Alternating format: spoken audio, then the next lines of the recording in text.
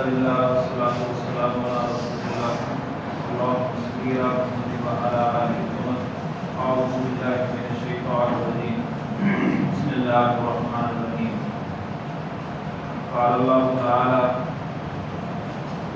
هو معکم اینما کنتم۔ اللہ رب العالمین فرماتے ہیں وہ اللہ تعالیٰ تمہارے ساتھ ہوتا ہے تم جہاں کہیں بھی ہوتے ہو۔ حضرت عبداللہ بن عباس رضی اللہ تعالیٰ عنہ کو رسول اللہ صلی اللہ علیہ وسلم نے فرمایا جب کہ وہ آپ کے پیچھے سواری پر سوار تھے، یا غلام تعلمک بکلمات، میں تجھے چند کلمات سکھاتا ہوں۔ آپ صلی اللہ علیہ وسلم فرمایا کہ کیف اللہ یحفظ، اللہ تعالیٰ کی حفاظت کر، اللہ تیری حفاظت کرے گا۔ احفظ اللہ، تو اللہ کی حفاظت کر یعنی اللہ تعالیٰ کے احکامات کی پاسداری کر، اللہ تعالیٰ کے احکامات کی حفاظت کر۔ جو تجھے اللہ تعالیٰ کی طرف سے احکامات ملے ہیں ان کو مضبوطی سے تھام لے، نتیجہ کیا نکلے گا؟ یحفظ کا، اللہ تعالیٰ تیری حفاظت کرے گا۔ پھر فرمایا احفظ اللہ، تو اللہ تعالیٰ کی حفاظت کر، تجد تجاہک، تو اللہ تعالیٰ کے احکامات کی حفاظت کر، تو اس کو اپنے سامنے پائے۔ اس کے بعد فرمایا کہ اذا سألت فاسأل اللہ، جب تم سوال کرو تو ایک اللہ تعالیٰ سے سوال کرو۔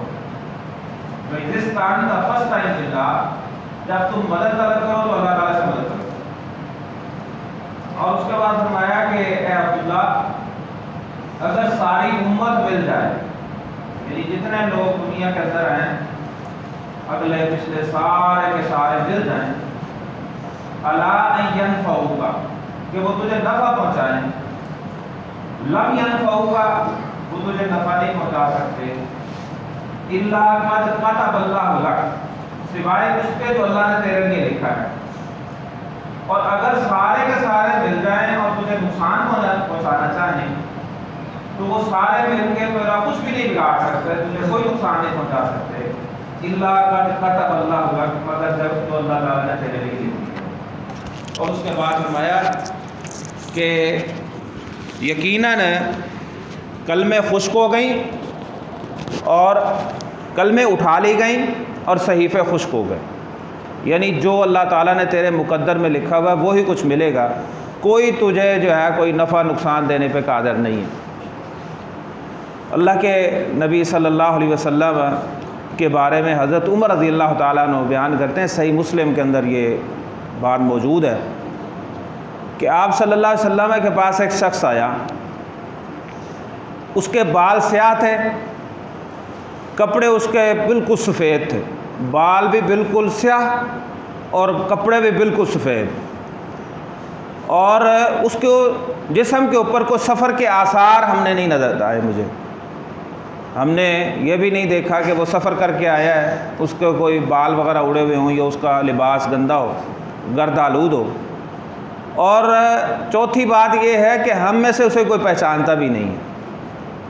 وہ شخص آیا اور آپ صلی اللہ علیہ وسلم کے سامنے دو زانو ہو کر بیٹھ گیا، اور آ کر اس نے پوچھا، اے اللہ کے رسول صلی اللہ علیہ وسلم، اخبرنی عن الاسلام، اے اللہ کے رسول صلی اللہ علیہ وسلم مجھے اسلام کے بارے میں بتلائیے۔ تو آپ نے فرمایا کہ تم اس بات کی گواہی دو کہ اللہ کے سوا کوئی معبود نہیں اور محمد صلی اللہ علیہ وسلم اللہ کے رسول ہیں، نماز قائم کرو، زکوٰۃ ادا کرو، رمضان کے روزے رکھو اور بیت اللہ کا حج کرو۔ یہ اسلام کے 5 ارکان رسول اللہ صلی اللہ علیہ وسلم نے اس سائل کو بتائے، سوال کرنے والے کو۔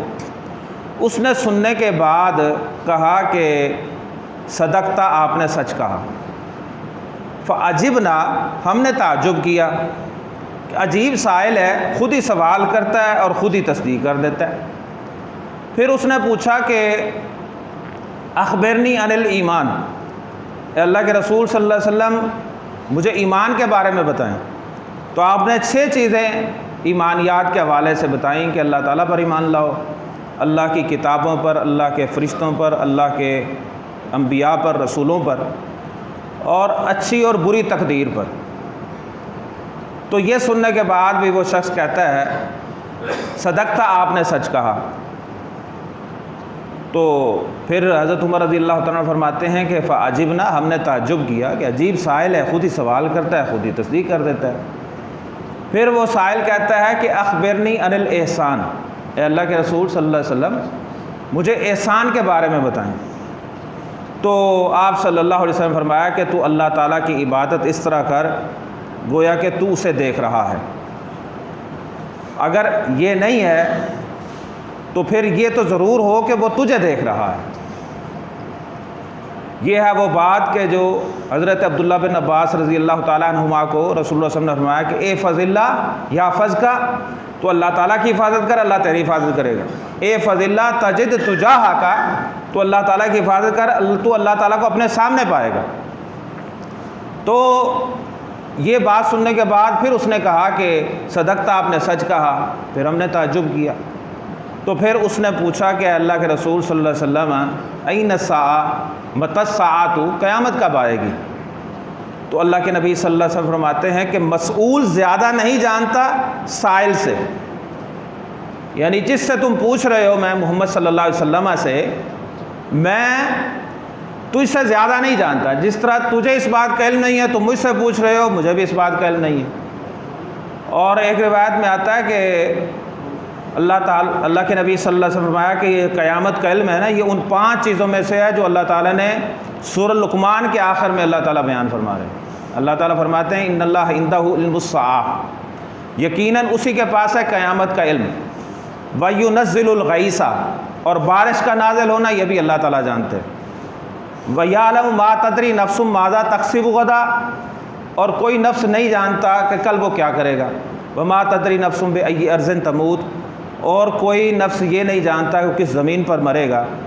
اور اللہ تعالیٰ کو پتہ ہے کہ کسی بھی مادہ نے کیا جننا ہے، قیامت کا علم، مادہ نے کیا جننا ہے، اور بارش کا نازل ہونا، کوئی نفس کل کیا کرے گا، اور کس زمین پر اسے موت آئے گی۔ یہ 5 چیزیں اللہ تعالیٰ کے سوا کوئی نہیں جانتا۔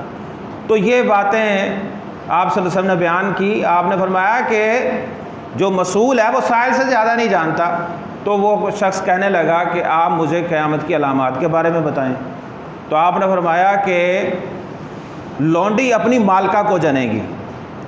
تو بعض علماء نے کہا ہے کہ اس سے مراد یہ ہے کہ قرب قیامت جہاد ہوگا، تو جہاد کے نتیجے میں جو لونڈیاں آئیں گی ان کی ولادت، ان کے بچوں کی جو آگے ولادت ہوگی، ان سے بچے پیدا ہوں گے، وہ آزاد ہوں گے۔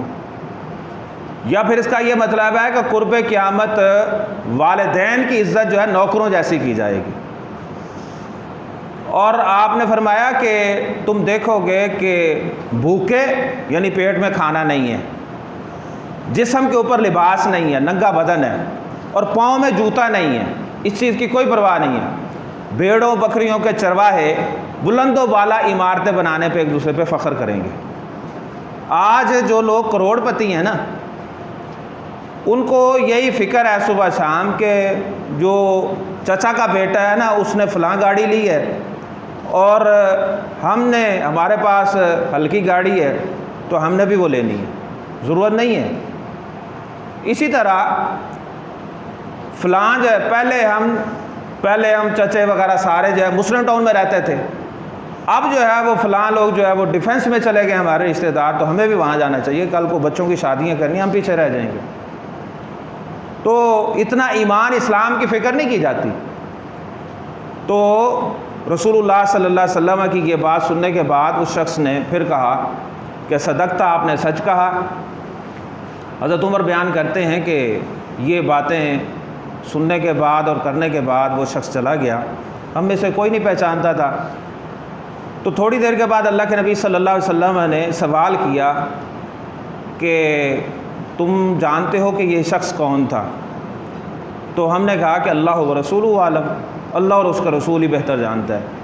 تو آپ نے فرمایا کہ یہ جبریل امین تھے جو تمہیں تمہارا دین سکھانے آئے تھے۔